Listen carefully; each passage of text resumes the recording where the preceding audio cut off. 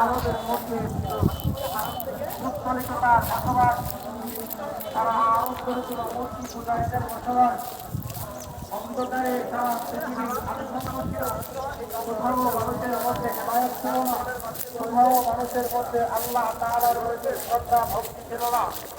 সব মানুষ যার যার মতো করে যার যেমন মন চায় তেমন চলাফেরা করত, যার যেমন মন চায় তেমন মূর্তিদের পূজা করত, ইবাদত করত। রাসূল সাল্লাল্লাহু আলাইহি ওয়াসাল্লাম দ্বীনের দাওয়াত দিলেন। ধীরে ধীরে ধীরে ধীরে অল্প অল্প করে কিছু সাহাবায়ে কেরাম তৈরি হলেন।